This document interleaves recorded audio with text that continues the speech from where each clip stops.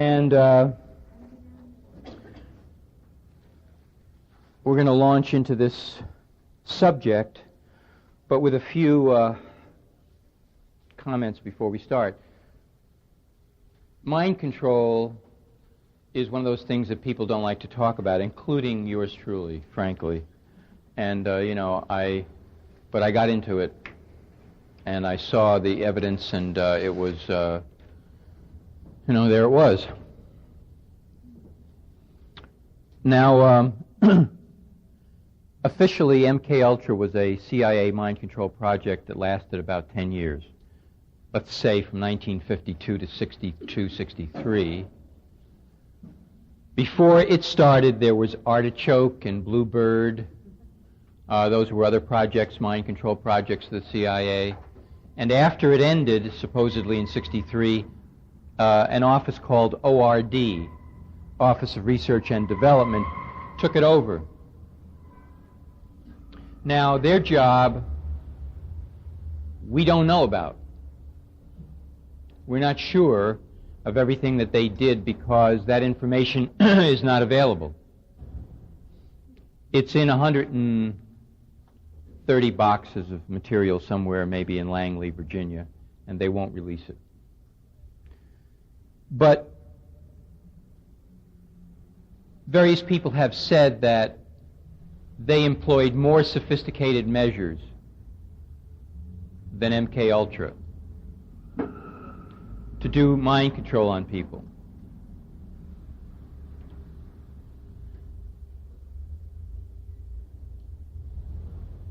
I think one of the reasons that this is such an important subject is because we're looking at people here who have a certain attitude about life itself, and these people are in the government, and they are in important positions in the government.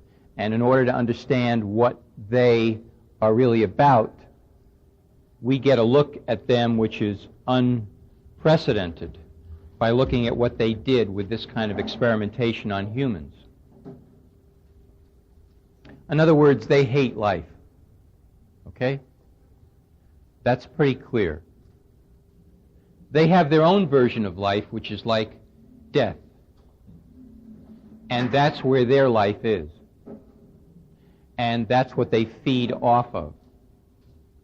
And I would say that most, if not all, secret societies are based on the same concept. Once you cut through all of the paraphernalia and the symbology of secret societies, you're basically dealing with people who have, for one reason or another, given up on life completely. They are now into the form of life that is involved with death.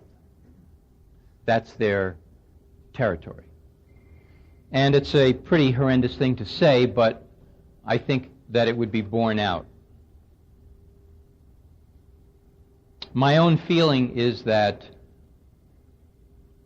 we're talking about a confluence of different influences here on individuals that go back a long way into the past, into the families, the history of families in which they grew up. I'm talking about long-term history, what those families are, and these are people who are entirely functional but entirely psychotic, if you want to use that psychological term. It doesn't really do it justice, but it tells you something about them, I think. And I'm talking about people like John Foster Dulles and Alan Dulles. I would say very good examples. Look at their faces. Look at what you see there. You see almost nothing. There's a kind of mask-like quality about these people, an emptiness, very competent people who go about their business, who seem to have no feeling or juice for life. And I would say that these people are often born into families who go back centuries, possibly, in that kind of disconnected condition from life. And while they are able to function very successfully in society and deal with power, because that is their ticket and their coinage, they find that control and destruction of life is the only thing really that gives them life. And since I have read this information that I'll be sharing with you tonight, I'm beginning to come to the conclusion that the people who are involved in the nuclear weapons scenario really want to destroy the world. That is, it isn't a question of, it may seem obvious to say, but they see that as liberation, if you can wrap your mind around that, as a release from what they consider to be an oppressive situation that just simply can't be tolerated. They see destruction as liberation. And so the only thing that would hold them back, I think, from destroying the world is the feeling that they may not have the playground left in which to enact their scenarios of destruction. There would only be one, and that would be the explosion that would take care of the planet. So I would say that this is what we're dealing with. And I would put up as a model against that, on the other side, although this man is not, a messiah by any means, but if you know any of the work of Wilhelm Reich, the psychiatrist who broke away from Freud, he developed an entire psychology around the concept of liberation of energy. Liberation of energy from within the person that was locked up. And it was really the first time, he was the main figure in the history of Western psychology, let's put it that way, which is a recent effort to simply say that we're talking about energy here, and that freedom and the release of free energy from a human being against blocked up channels gives you what's called life. That's life. And of course he was destroyed by the government. He had a device that was an energy accumulator device. He was arrested because a federal agent posing as a buyer or a distributor of that device offered to take it off his hands and bring it through state lines. And so he was served a subpoena to appear before the federal government that involved illegal interstate commerce, and his comment was rather naive. He said, "How can they possibly serve me? That's politics. I'm talking about science." And so he didn't honor the subpoena. They put him in jail and he died. He was talking about fantastical things like plumes of blue energy shooting out of the top of a person into the sky when this kind of liberation of energy would occur. He said that the energy that creates clouds and storms and weather is the same energy that we have inside ourselves. It's identical. And he called the unit of it an orgone. And he invented these wild machines that were able to supposedly maneuver this energy around. I won't go into that in this talk, but he's a fascinating person, and I always hold him up as an example of somebody who ultimately stands for the other side of things, which is life.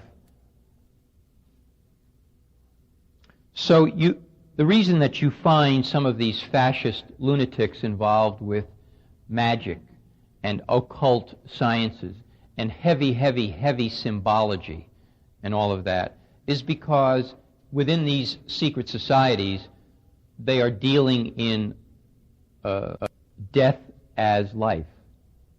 If you could imagine life as a kind of hourglass, and they fall through the top into the very skinny part and out the bottom, and they see that as being a form of living, and they take their sensation and their thrills from some sort of upside-down version of life. And I wanted to paint that little sketch before I started because we're going to get into some pretty strange territory here. And I want to say that I think this is basically what's going on. And it's important to know that these people occupied key positions in our government and still do. And they are unaccountable. And it tells you something about what is called a democracy. I've brought some testimony together into this book called U.S. Government Mind Control Experiments on Children. It's a compilation, basically, of testimony that was given in Washington. And before I read from it, while I can still remember, I want to make a few announcements, a little bit about myself and about the people that are here tonight. This is Deep River Books. She Who Remembers is taping this talk. Tape is available afterwards. I'll probably forget to remind you, and Jeannie will stand up and say something. Ralph Cole of Justice Vision is taping, videotaping here. He's also been taping meetings of HEAL, an alternative AIDS group, which is doing some excellent work in bringing some truth about AIDS to people, and he has some of those tapes available too if you'd like to see him. Of course, this book is upstairs at Deep River, and so is another book of mine called AIDS, Inc. that I wrote in 1988. I'm an investigative reporter for about the last 15 years, and I basically have been investigating what I call medical fascism, which I believe is the mechanism by which people are going to be dragged into a brave new world if that is the outcome that we unfortunately end up with. That issue is not decided. But because the medical world has such great authority with people, they believe so much in doctors and experts, they are going to try to make that move. They are going to try to bring people to heal under the aegis of medicine. They are going to try to say that they know science and that therefore you have to listen to what they say. And if they say take a drug or you're suffering from a germ, there is no questioning that. If they say you're detained or quarantined, there's no questioning that. I see that as being something that is, coming around here. Now, this testimony was given before the President's Committee on Radiation in Washington on March 15, 1995. We had 3 people that went up there from New Orleans. Valerie Wolf, a therapist, and 2 of her patients, Claudia Mullen and Christy Nicola. God only knows how they got in and testified. I've heard the story from Valerie. I still don't even believe it, but basically she told the screener up there, the person who was screening applicants to speak, about cruel and unusual radiation experiments on Americans. She said, well, I have patients, and they are saying that some of these doctors who administered radiation administered mind control to them, so we want to talk. And they said, okay. They testified, from what I can gather, for a very short period of time verbally. They submitted a lot of testimony to the committee from other therapists and other patients, and they somehow got in. Nobody knows how, but they got in.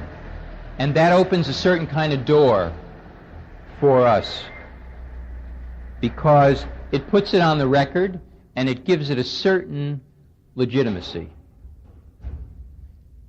And what these patients essentially said was that from the time they were 4 years old, 7 years old, they were tortured by the CIA and the military. You can call it something more sophisticated, but it really isn't. It involved electroshock, physical torture, lights, spinning tables, hallucinogenic drugs, sleep deprivation, isolation tanks, hypnosis, mind programming with commands, layers of trauma that induced buffer zones of amnesia between the traumas and essentially thereby created multiple personalities. Because, as one psychological theory has it, if you induce enough trauma, you get a split in the personality because the person can't face the pain, and so they put that part out of it and they come with a new personality. And if you keep doing it, you invoke or create different personalities, and then if you are the CIA, you try to program these sub-personalities to do different things like memorize information photographically and not remember it, do courier operations, assassination operations, sex agent, blackmail operations, all of this. Now, I must say that I think that some representations of this kind of operation are a little too neat and clean. That is, people assume it's like, you know, okay, we'll create 37 personalities now, we'll program each one, and then we'll enter these commands, and then call it up, and da-da-da-da. I really doubt that it works that way. I think in many cases it's a total washout. In many cases it's just psychosis time, madness. In many cases, some, I don't know, people are killed because they just don't respond and they will not stand for it, no matter what is induced. So, there are two tracks here, and these are the tracks. There is testimony by people saying, this was done to me. Okay? And then you decide if you believe that or not. Then over here, there are attempts to verify through obtaining documents from the CIA and the military that such experiments did in fact go on. To create a parallel track of research to give credence to what these people are saying over here, because, you know, there are many good people who want to say this is all nutcase territory over here. And we don't want to know about it, and frankly, I don't blame them. So the researchers have said, the ones that are really into this, we want to try to document it as well on the other side. And efforts have been made in that direction and continue to be made in that direction. And so let me introduce into the record, and it would be nice if we were all sitting here in front of Arlen Single Bullet Theory Spectre and people like that. Something called Volume 7 of Recent Advances in Biological Psychiatry, the Proceedings of the 19th Annual Convention and Scientific Program of the Society of Biological Psychiatry, Los Angeles, May 1-3, 1964. The officers of this group include Ewan Cameron, M.D., psychiatrist from Canada that many will recognize as possibly the major monster on the planet as far as mind control. Much has been written about him. I'm not going to talk about him much tonight. Now, in Part 1 of the Table of Contents, we have the following paper: Automatic Nervous System Responses in Hospitalized Children Treated with LSD and UML. And one of the researchers is Loretta Bender. Now, Loretta Bender cannot be nailed down as being a CIA employee. She was, in fact, in 1961, a president of the Society of Biological Psychiatry. But she was part of a small group of researchers who were doing early LSD research, most of whom were doing it for the CIA. She attended conferences where those people showed up, like this. And she attended at least one conference by the Josiah Macy Foundation, which was a conduit and front for CIA money. Now, the paper is rather lengthy, but I'm just going to read you a few things from it. This is not part of the book. In the children's unit of Creedmoor State Hospital, with a resident population of 450 patients, ages 4 to 15, we have investigated responses of some of these children to lysergic acid and related drugs in the psychiatric, psychological, and biochemical areas. 2 groups of boys receiving daily LSD, UML, which is a methylated derivative of LSD, or psilocybin. At first, the medication was given weekly, but was eventually given daily for periods of up to several months. Okay? And dosages remained constant throughout. LSD 150 mics, which is a standard for an adult trip. Psilocybin 20 milligrams daily, or UML 12 milligrams daily, all given in 2 divided doses. The average duration of treatment was 2 to 3 months daily. children 7, 9, 11 years old. Now, the psychiatrist who sent me this told me that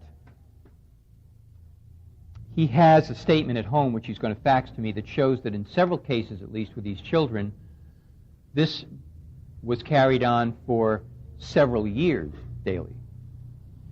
Now, of course, all of the testimony here about what happened to the children is they got nothing but better. These were autistic, retarded, a loose term signifying really nothing, but autistic or schizophrenic children. That was the diagnosis. And they all responded, became more straightforward and here and whatever. You decide. Okay? So that is a very significant piece of evidence here. That shows that as early as 1964, the CIA was in fact experimenting, or a person with probable CIA connections was experimenting on young children with LSD and other similar drugs. Okay? You want to turn that light away from me, please? Now I have here a staff memorandum given to me by Harlan Gerard, a very active researcher in this field, to members of the Advisory Committee on Human Radiation Experiments from the Advisory Committee staff, June 27, 1994. And this is a summary of the CIA, its history and its activities.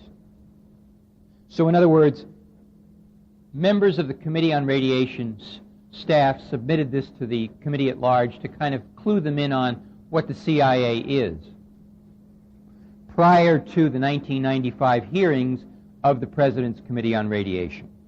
And they say, in the 1950s and 60s, the CIA engaged in an extensive program of human experimentation, using drugs, psychological and other means, in search of techniques to control human behavior for counterintelligence and covert action purposes. This is quite an admission. In other words, they're training agents, it says here, by using mind control on them. It doesn't say they're using mind control just to sort of get information from foreign agents. The possibility that the CIA itself engaged in human radiation experiments emanates from references in a 1963 CIA Inspector General's report on Project MKUltra, which was a program concerned with research and development of chemical, biological, and radiological materials capable of employment in clandestine operations to control human behavior. Now, in the rest of this report, they indicate that they cannot find any records of specific radiological experiments carried on by the CIA. And obviously, they are looking. This doesn't look like a total whitewash. But, you know, that doesn't mean you believe them. It just means that those records could be destroyed or hidden away, deep hidden away, because everybody agrees that radiation is a bad thing, and the CIA, last thing they want is for people to believe that they used radiation on people, you know. So, but this does indicate that there was a reference about research and development of radiation by the CIA for purposes of employment in clandestine operations to control human behavior. How the hell do you use radiation in clandestine operations to control human behavior? Well, I would suggest that you use it to traumatize people whom you are training as agents so that you gain control of them and you therefore have them under your thumb and they do what you want them to do.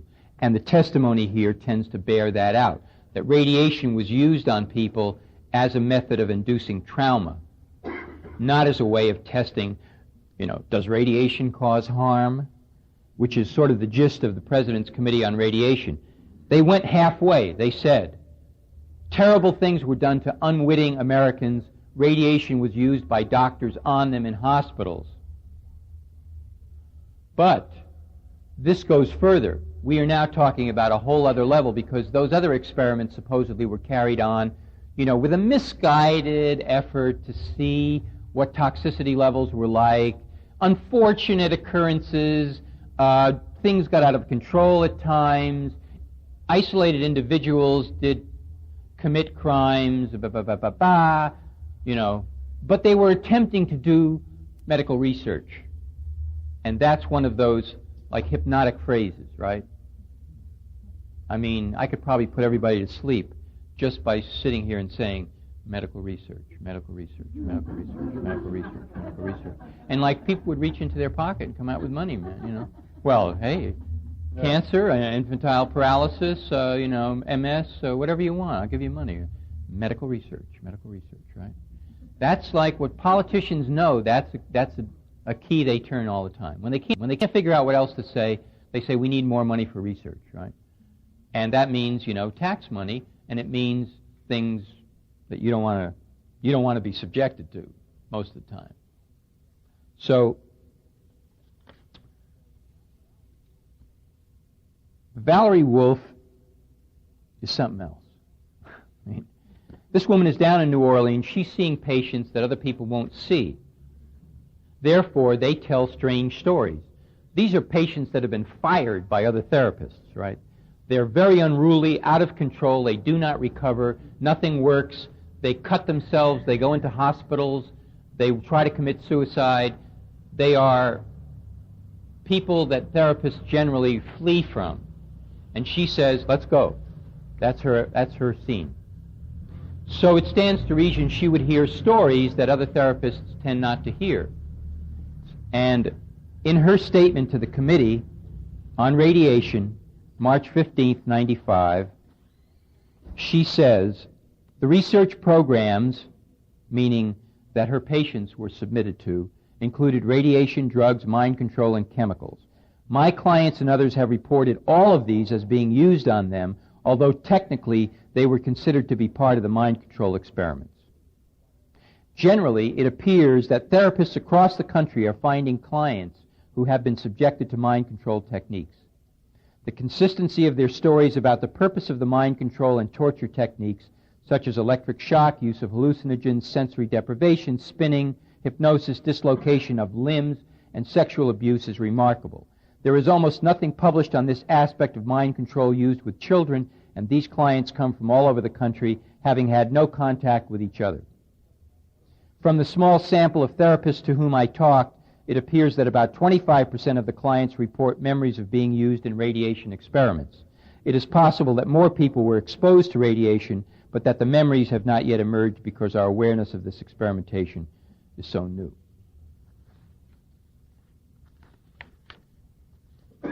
Let me say now, before we get into further, that the one organization in the United States that tries to debunk all of this is called the False Memory Syndrome Foundation. They are based in Philadelphia. They say that any recovered memories in therapy, that is, any patient who goes into therapy and recovers a memory, is a liar or unintentionally lying because his therapist induced it, suggested it, guided it, okay? Now, I talk to these people, and at certain levels they are very well-meaning. Of course, that's always the way. And I talked to their PR person, and, and she said, I said, well, when were you born, this organization? She said, 1992. I said, well, how extensive is it? She said, we have a chapter in every state. Now, for anybody who's ever been an activist or worked in a nonprofit 501c3, are you kidding me, man? You've got a chapter in every state in 3 years? You're cooking. You are cooking. And in foreign countries they have chapters, too. But no foundation money and no government funding. This is like, they're like walking on water, What? Yeah, it took McDonald's longer, right? So there we go, right? That's the False Memory Syndrome Foundation. Individual contributions. Now the deal is, it is true. It is true. Now that organization was founded by Pamela Fried. Her daughter accused her and or her husband, I'm not sure of the exact circumstances, of abuse as a child, see. And in the resultant uproar, they founded this organization. And Frontline on PBS did an entire episode on all of this. And then received a letter from, I think it was the daughter's brother, who said, you know, that was quite a presentation you put on about the false memory syndrome and my mother, and I just wanted to tell you, though, that despite your sympathetic treatment of this organization, everything my sister said is absolutely true, and they were abusing her from the time she was a little kid. Right? So that's, you know, interesting about the beginning of this organization. Now, on the board of the organization, we have such luminaries as Louis Jolly West. Louis Jolly West, who... Louis, I never worked for the CIA, Jolly West. You know, this guy's been documented to do all kinds of stuff for the CIA and military on mind control stuff. Gave LSD to an elephant, killed an elephant. Wanted to start the Center for the Study of Violence at UCLA in the 1970s. We have letters. And this was going to be located at a used, abandoned Nike missile base somewhere out north of L.A., and part of the deal was they were going to do psychosurgery on violent offenders, which is the selective melting of brain connections to keep people from being violent. And this was touted as heavily medical, very precise. This is right in the ballpark of what I'm talking about here, when they say it's all medical. This is like, you know, we've miniaturized it. And we can just take out, you know, a certain number of neurons here and there, and everything's cool. And some people throw up their hands and they say, well, who am I to, you know, I don't know, maybe they're right. Right? Bad mistake. Peter Bregan, a psychiatrist who investigates toxic drugs and violence projects against citizens using psychiatry as a front. He's a psychiatrist who, you know, lays it on psychiatrists. He discovered that the one case that they claim was really cured by psychosurgery was turned into a gibbering lunatic. And that's why he was cured of violence, because he wasn't able to even live unless somebody was taking care of him all the time. And this particular patient was heralded as a cure by Frank Irvin and Vernon Sweet and these guys in the 70s who were the doctors doing psychosurgery. That was their model showcase cure, you know, of violence. So Louis West, this guy who wanted to start this center at UCLA, he is on the board of the False Memory Syndrome Foundation, and so is Martin Orne, a Harvard psychiatrist who has done contract work for the CIA in the past, and several other people who have those kind of connections. Right? So that tells you something else right away.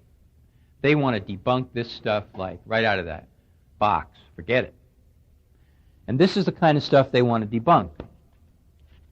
Claudia Mullen, patient of Valerie Wolf, report to the Presidential Commission on Radiation.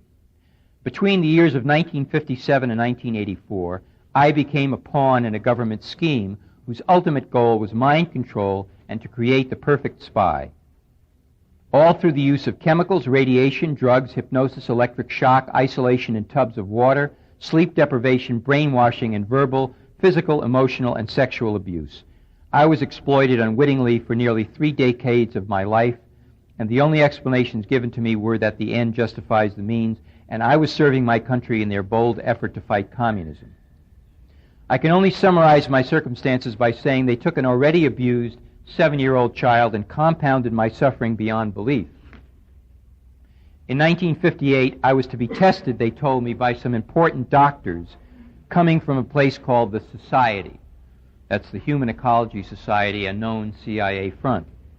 I was told to cooperate, answer any of their questions. Then, since the test might hurt, I would be given shots, x-rays, and a few jolts of electricity. I was also instructed not to look at anyone's face too hard and to ignore names, as this was a very secret project, but to be brave, and all those things would help me forget. Naturally, as most children do, I did the opposite and remembered as much as I could. A Dr. John Gittinger, I'll mention who these people were in case you don't know, and I have to tell you, these people in this testimony named names. They did not screw around. A Dr. John Gittinger tested me, and Dr. Cameron gave me the shocks, and Dr. Green the x-rays. Then I was told by Sid Gottlieb I was ripe for the big A, meaning artichoke. Okay. By the time I left to go home, just like every time from then, I would recall nothing of my tests or the different doctors. I would only remember whatever explanations Dr. Robert G. Heath of Tulane Medical School gave me for the odd bruises, needle marks, burns on my head and fingers, and even the genital soreness. I had no reason to believe otherwise. Already they had begun to control my mind. The next year I was sent to a place in Maryland called Deep Creek Cabins to learn how to sexually please men. I was taught how to coerce them into talking about themselves.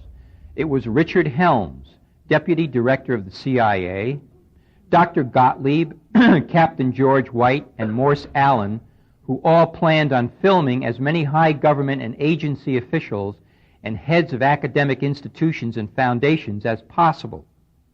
So later, when the funding for mind control and radiation started to dwindle, then the projects would continue at any cost, in other words, blackmail. I was to become a regular little spy for them after that summer, eventually entrapping many unwitting men, including themselves, all with the use of a hidden camera. I was only 9 when this kind of sexual humiliation began. I overheard conversations about a part of the agency called ORD, run by Dr. Green, Dr. Stephen Aldrich, Martin Orne, and Morse Allen, etc., etc., etc. Okay. Dr. John Gittinger was Sid Gottlieb's protege.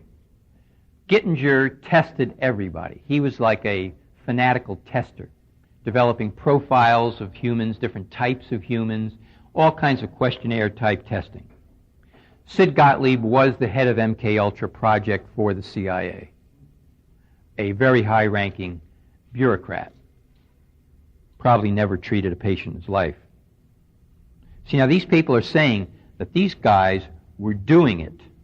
They were not supervising it alone. They were doing it. Dr. Green seems to be a name that is a cover name that many different people used. However, there was an L. Wilson Green, technical director of U.S. Army Chemical and Radiological Laboratories at the Army Chemical Center. So we could have both things happening there. Richard Helms became director of the CIA, a real smooth operator. He was the person who destroyed many MKUltra files before they could be revealed. Captain George White made a statement to the effect of, nowhere else but in the CIA could a young red-blooded American rape, pillage, and plunder without, accountability. He set up a brothel in San Francisco in the 60s, paid off prostitutes to bring in Johns into a room which he was filming, and these Johns unwittingly drank LSD in their cocktails. And the filming supposedly was to determine, what the effects of LSD were on unwitting subjects. This is documented up and down. By the way, for those of you that want to get the background here, John Marks, Search for the Manchurian Candidate, Walter Boart, Operation Mind Control, now updated. It's upstairs. So is John Marks' book, I'm sure. In fact, it is. And there's a very difficult book to find called The Mind Manipulators by Alan Shefflin, which goes into a wider arena and is a very valuable reference source. And there are many other books, Journey into Madness. But the Marx book, the Schefflin book, and the Boart book all took off from the same revelation of the 10 or so boxes of information that were finally released by the CIA in about 1977, that were actually financial records of MKUltra. They didn't think they were very incriminating, but when you finally began to look at them, you saw that they were very incriminating. A mistake. Okay, so let's, that was George White. His name was mentioned here. Then we had Morse Allen, who was the head of Project Bluebird, another mind control project. High up people here she's talking about, who planned on filming as many high government and agency officials. And Stephen, she says, I overheard conversations about a part of the agency called ORD, Office of Research and Development, run by Dr. Green, Dr. Stephen Aldrich, who became director of ORD, researched remote control of brains by electrodes, went to the college that I went to, Amherst College. Hope I run into him sometime. Martin Orne, mentioned again. So we're not stinting here on names. These people just named them. They're sitting here in a room in Washington, D.C., before the President's Committee on Radiation, saying that Richard Helms was involved in torture and brainwashing. Now, Valerie Wolf makes this comment about Claudia Mullen. After 9 months of therapy, she came to therapy one day with MKUltra written with other words on a piece of paper. First time. Had never mentioned any of this before. From that point on, she began to work on the mind control issues and began to improve. All of her memories have emerged spontaneously without the use of memory enhancement techniques such as hypnosis or sodium amytal. I had told her nothing about government and CIA research projects. To the best of my knowledge, she has read nothing about mind control or CIA covert operations. Since she decided to listen carefully and remember as much as she could about conversations among the researchers, her memories are extraordinarily complete. I have sent written copies of memories to Dr. Alan Schefflin for validation, the author of Mind Manipulators, who's a professor at law at University at Santa Clara. Dr. Alan Schefflin for validation, and he has confirmed that she has knowledge of events and people that are not published anywhere, that some of her memories contain new information and that some are already known and published. Some of her memories have been confirmed by family members. She has also shown me old scrapbooks where she wrote notes to remember what was happening to her and hid the notes under the pictures in the scrapbook. Claudia Mullen states that she is still being monitored, that there is a doctor who is in New Orleans who was the family doctor. She names him in her longer testimony and asks me, well, she didn't say don't name him, but she said something like, don't tell him you're going to do something before you do it. Just do it.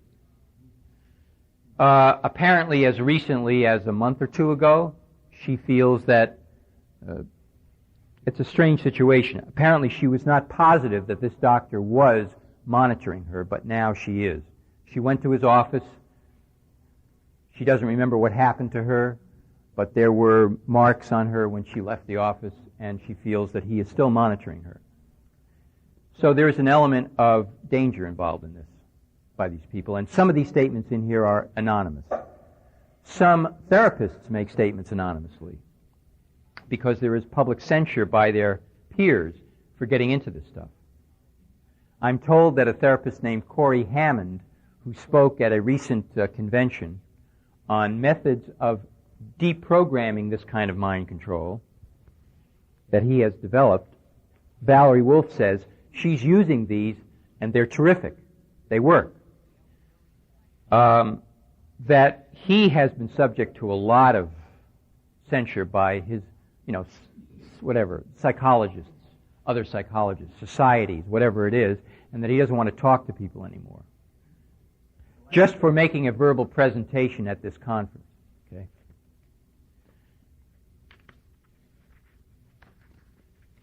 All right. Christy Nicola, another patient of Valerie Wolf. Tucson, Arizona. I was taught how to pick locks, be secretive, use my photographic memory. Dr. Green taught me a technique to withhold information by repeating numbers to myself. He would show me information, then shock me. That means electroshock. I would repeat the numbers in my head. I refused to disclose the information that he just gave her, and he found me to be very successful in that part of his mind control experiment. I was 4 years old. He moved on to wanting me to kill dolls that looked like real children. I stabbed a doll with a spear once after being severely tortured, but the next time I refused. Dr. Green used many torture techniques, but as I got older, I resisted more and more. He often tied me down in a cage near his office. Between 1972 and 76, he and his assistants were sometimes careless and left the cage unlocked. It was at these times I snuck into his office and found files with reports and memos addressed to CIA and military personnel. Included in these files were program, project, subproject, subject, and experiment names with some code numbers for radiation and mind control experiments. I was caught twice, and Dr. Green tortured me ruthlessly with electric shock, drugs, spinning me on a table, putting shots in my stomach and my back, dislocating my joints, and hypnotic techniques to make me feel crazy and suicidal. Because of my rebellion and growing lack of cooperation, they gave up on me as a spy assassin. Consequently, the last 2 years, 1974 to 76, Dr. Green had access to me. He used various mind control techniques to reverse the spy assassin messages to self-destruct and death messages if I ever remembered anything. His purpose? He wanted me dead, and I have struggled to stay alive all of my adult life. I believe that it is truly by the grace of God that I'm still alive.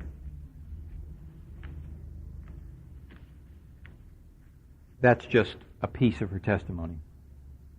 Statement from Alan Shefflin, lawyer, professor of law, Santa Clara. Claudia's therapist, Claudia Mullen, that's Valerie Wolf he's talking about, has been kind enough to send me, with her patient's informed consent, some of the pertinent records reflecting Claudia's memories of her experiences as an unwitting subject in these experiments. I have been able to confirm that some of the information Claudia has provided is absolutely true and could not have been derived from any published source.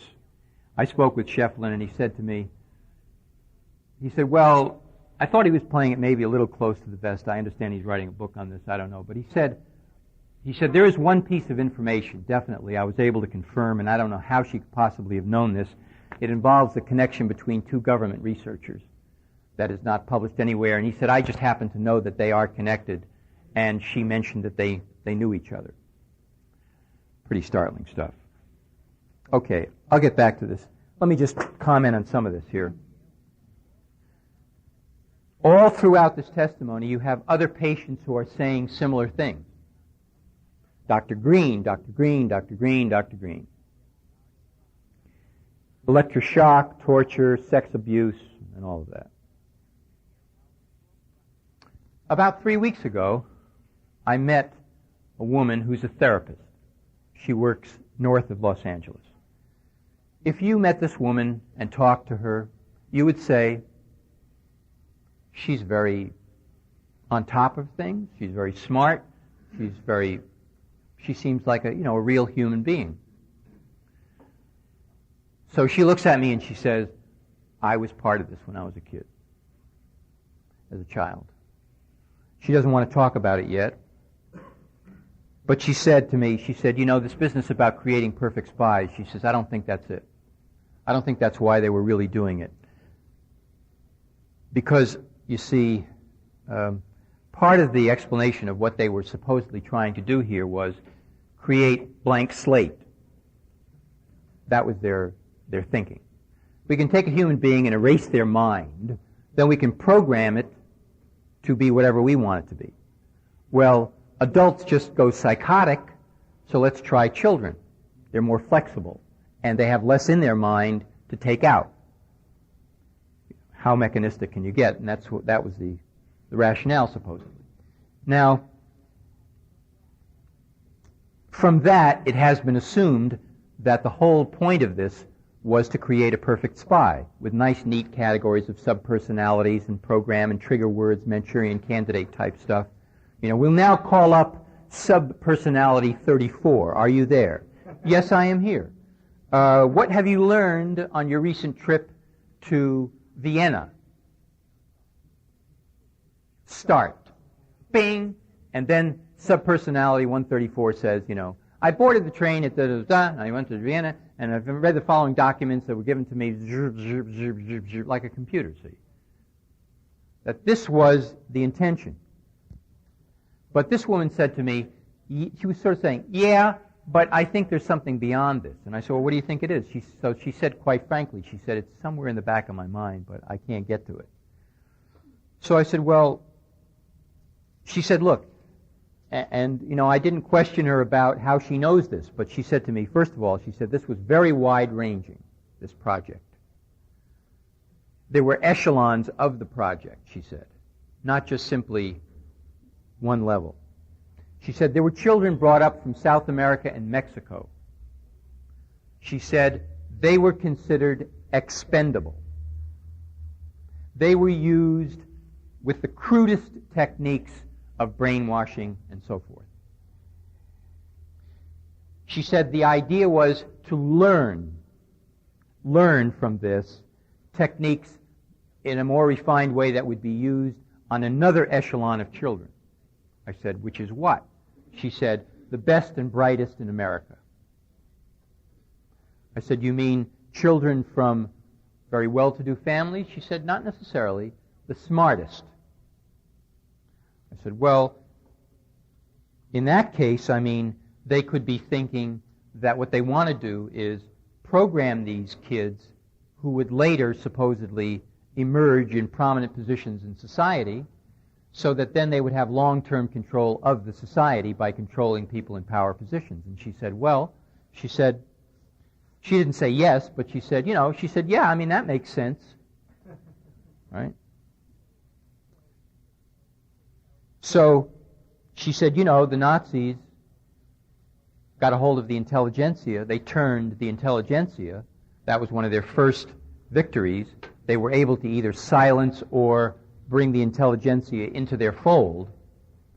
So it was a major project. And she said to me, they brought a lot of doctors over here after the war, and not just the rocket scientists. They brought a lot of doctors over here. And all throughout this testimony, you will read sprinkled here, doctors with German accent. Was it Green? Was it a Greenberg, a German Jew, but he didn't look like a Jew. He had blonde hair and da-da-da and whatever.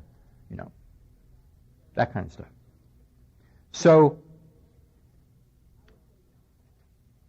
I would say this is a Nazi project, but a lot of the Nazis are American-born. I want to continue, get to the end, we'll do questions later. But it shouldn't be excused or explained away on that basis. Because, as we know, if we look at Nazi psychiatry, for example, they learned a lot from the Americans, especially about eugenics. So, this is not something you just say, well, the Nazis took over. No, this is homegrown stuff. This is Americana at its worst, at its lowest form. This is also what I would say, you could say this is the sub-basement that you walk into when you are a materialist, when that is your philosophy.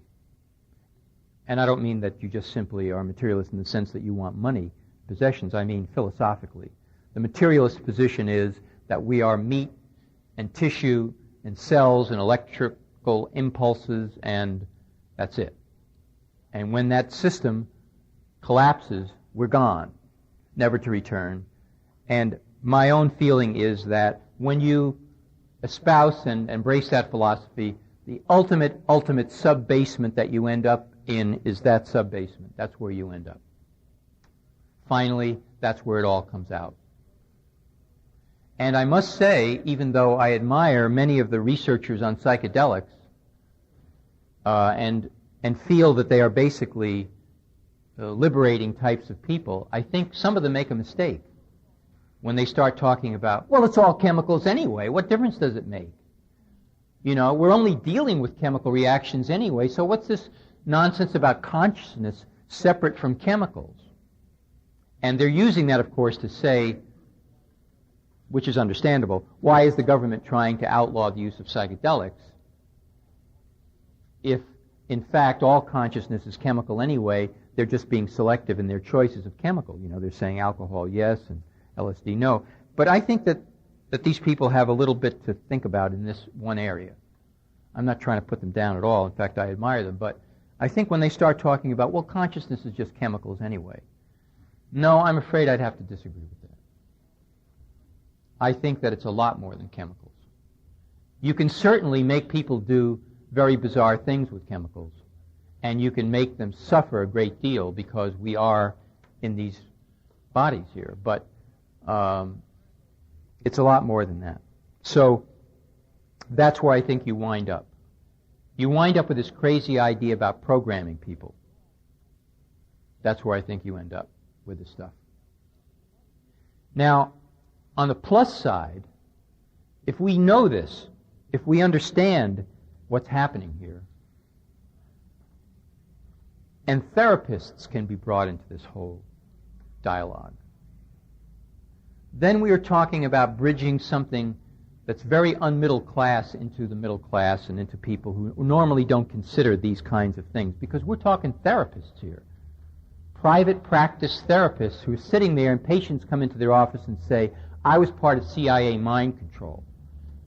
Now, I'm not saying that the middle class is, you know, this fabulous entity that we have to somehow court, but I am saying that this is an issue which can get some people involved that normally do not get involved, and if they are so willing, they can create some havoc with the government.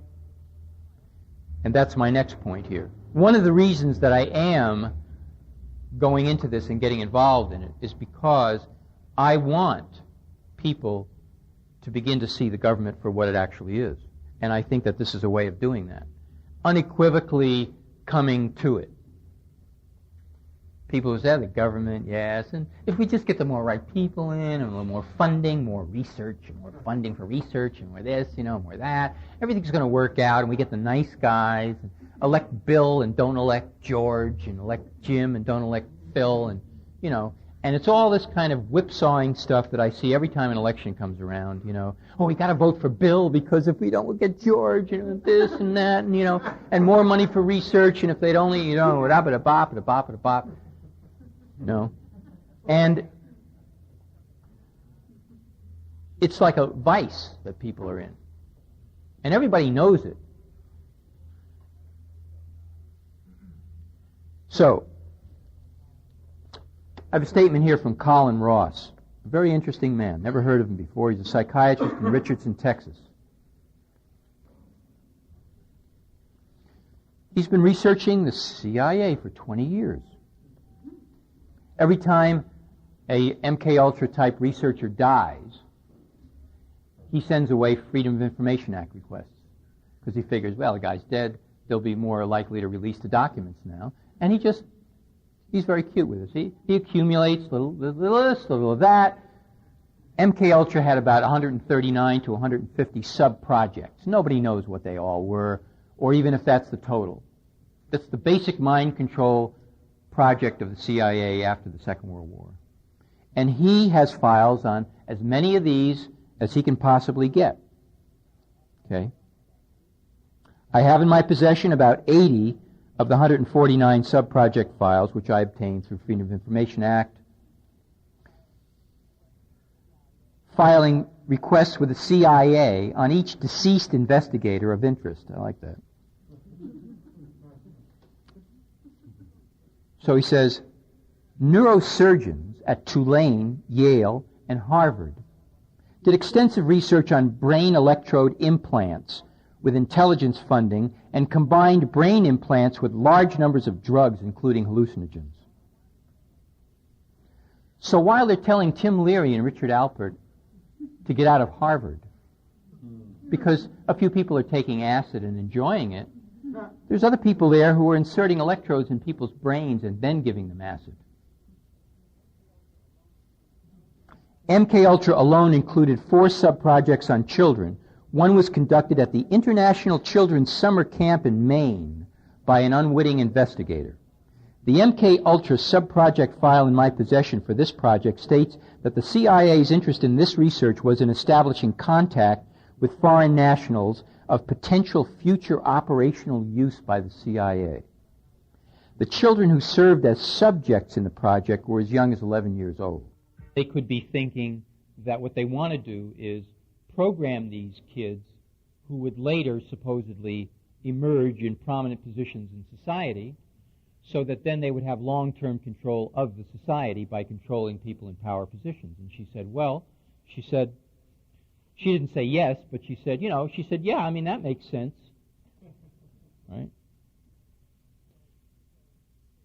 So she said, the Nazis got a hold of the intelligentsia. They turned the intelligentsia. That was one of their first victories. They were able to either silence or bring the intelligentsia into their fold.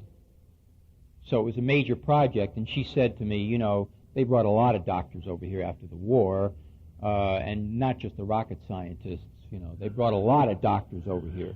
And all throughout this testimony, you will read sprinkled here, doctors with German accent. Was it Green? Was it a Greenberg, a German Jew? But he didn't look like a Jew. He had blonde hair and da-da-da and whatever. That kind of stuff. So I would say this is a Nazi project, but a lot of the Nazis are American-born. I want to continue, get to the end, we'll do questions later. But it shouldn't be excused or explained away on that basis. Because, as we know, if we look at Nazi psychiatry, for example, they learned a lot from the Americans, especially about eugenics. So, this is not something you just say, well, the Nazis took over. No, this is homegrown stuff. This is Americana at its worst, at its lowest form. This is also what I would say,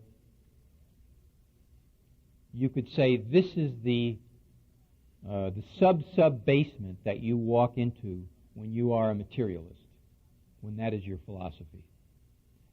And I don't mean that you just simply are a materialist in the sense that you want money, possessions. I mean philosophically. The materialist position is that we are meat and tissue and cells and electrical impulses, and that's it. And when that system collapses, we're gone, never to return.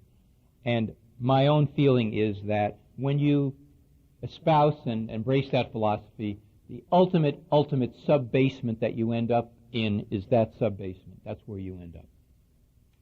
Finally, that's where it all comes out. And I must say, even though I admire many of the researchers on psychedelics, and feel that they are basically liberating types of people, I think some of them make a mistake when they start talking about, well, it's all chemicals anyway. What difference does it make? We're only dealing with chemical reactions anyway, so what's this nonsense about consciousness separate from chemicals? And they're using that, of course, to say, which is understandable, why is the government trying to outlaw the use of psychedelics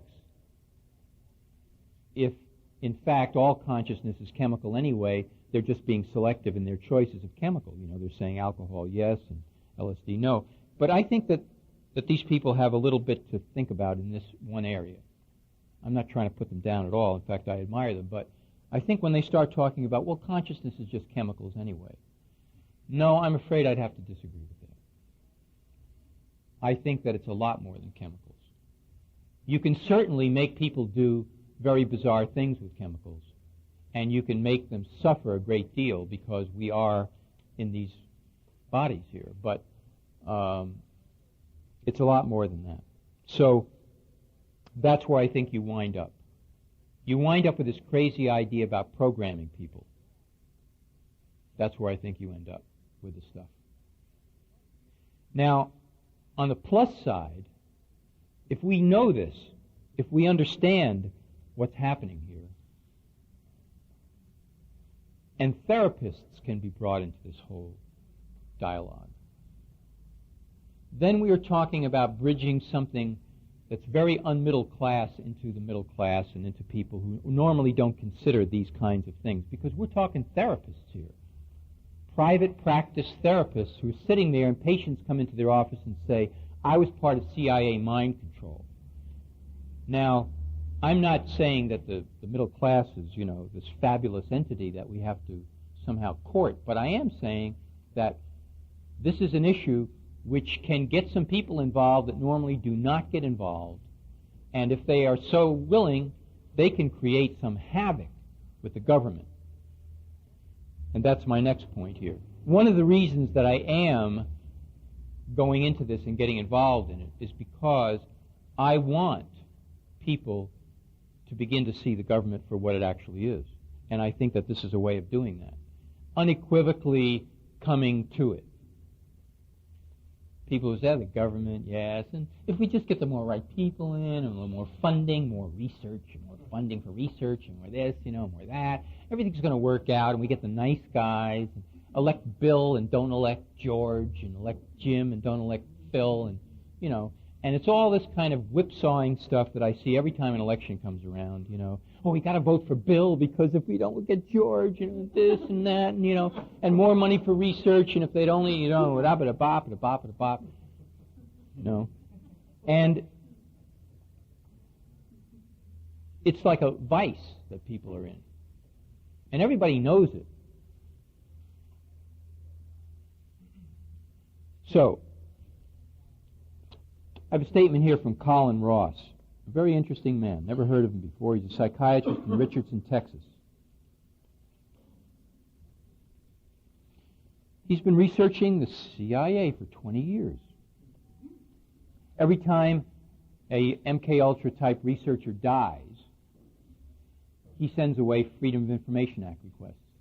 Because he figures, well, the guy's dead, they'll be more likely to release the documents now. And he's very cute with this. He accumulates little this, little of that.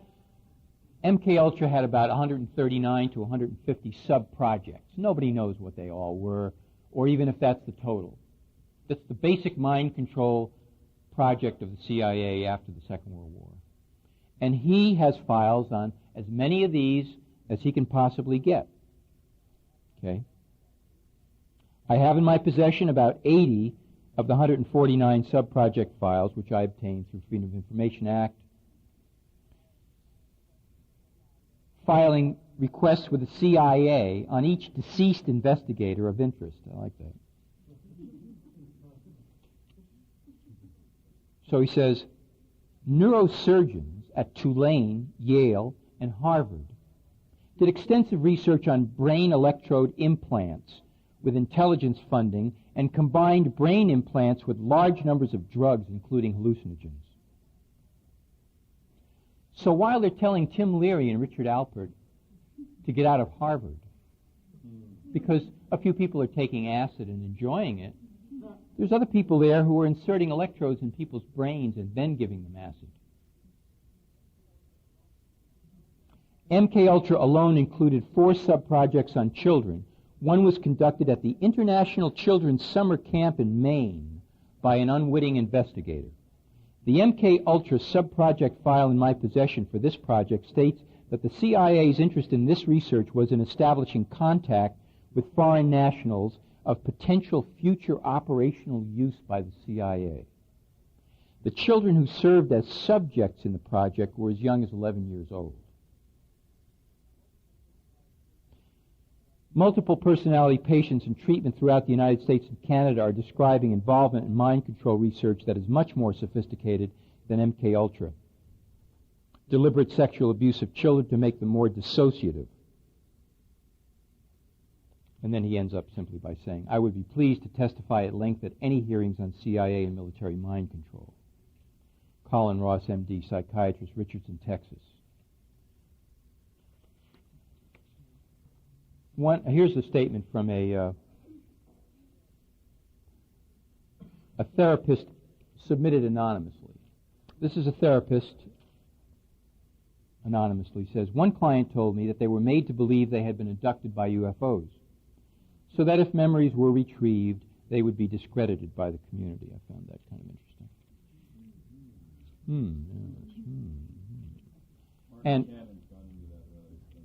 And other people mention satanic costumes, putting on satanic costumes CIA people did while they were doing, their crazy stuff here. Here's John Boyd, Ph.D., clinical psychologist, practiced psychotherapy for 25 years, Ohio State, University of Virginia. I've treated 3 patients whose memories of childhood abuse include the detailed recall of sophisticated mind control technology being inflicted upon them by, quote, experts in collusion with the patient's mentally disturbed parents. The independent reports of these individuals contain similar information of an esoteric and intricate nature concerning mind control technology, which, in my opinion, could be gained only through personal experience. The press says nothing. The press says zero about this. Here's a woman operating under the pseudonym, I believe, of Chandra Walker Michaels. I learned how to handle weapons, particularly how an ice pick left a neat hole. A hole that allowed so little blood to escape that the victim could remain in public view for hours before they would be discovered not to be napping. I was taken on planes to Germany and Egypt to assist Joe with arson, to Israel along with messages, to Mexico for terrorist activities. I remember a small laboratory in a partially exposed basement of a large building I visited many times, starting at age 4, south of Washington, D.C. At the age of 14, I was drugged and woke up on a stretcher. I heard men outside my door discussing how they had gotten me past the guards at Langley that night. At the age of 15, Joe introduced me to an elderly man he referred to as the Senator. At the Mayflower Hotel in Washington, D.C., the portly gentleman was brought to a room adjoining ours. Our closest space was filled with photographic equipment viewing the Senator's scene. I refused to participate. I was severely punished.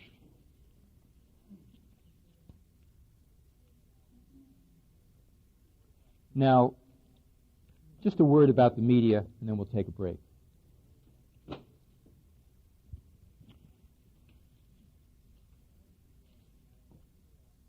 One of the best payoffs of being a reporter for 15 years is that I've come to see this machine called the media and how it operates in a way that I never thought was possible, because I've talked to a lot of reporters, and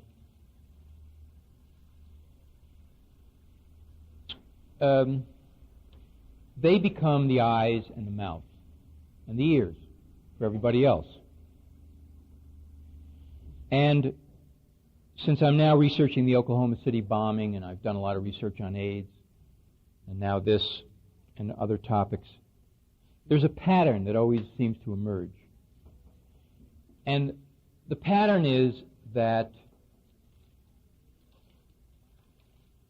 there is a cover story that emerges very quickly after something either is revealed or it happens. Very quickly, a cover story comes to the fore. And then anything that does not fit the cover story is discarded. In the case of Oklahoma City, it happens to be, basically that McVeigh is a redneck. McVeigh and a few of his friends are rednecks. The rednecks are connected to other rednecks that belong to militias, and the militias blew up the building, and that's it. We don't want to know anything else. They're all kind of crazy and stupid. And that's the end of the story. They rented a Ryder truck, knowing it could be traced. They bought 5,000 pounds of ammonium nitrate, knowing it could be traced, Hey, business is suddenly picking up. Did you see this guy who came in and bought 5,000 pounds of ammonium nitrate? Wow. I thought business was kind of slow, and then all of a sudden, this guy, they came in like, 15 or 20 cars, and they loaded it up and back to the station wagon, and they kept coming back for more, and they took it away, I guess April is a really good planting month, Like, they're really, they got a lot of crops in mind here, And that's the cover, right? And people are, they were that stupid, and that's all we have to know about it. And McVeigh, 3 hours after the explosion, happens to be driving in a car without a license. And a cop stops him, and he says, I have to cite you for driving without a license. You'll have to appear. And McVeigh says, no problem. And then the officer looks at him, he says, she's writing out the citation. Right, he's going to give it to him and let him drive away. No problem. Driving without a license, so what? No, you just appear, and then he keeps looking, he keeps writing. He says, sir, do you have something under your windbreaker there? And McVeigh says, I have a weapon under my windbreaker. Pulls down a zipper, opens up the windbreaker. There is a 9mm Glock, a 5-inch knife hanging off of his belt.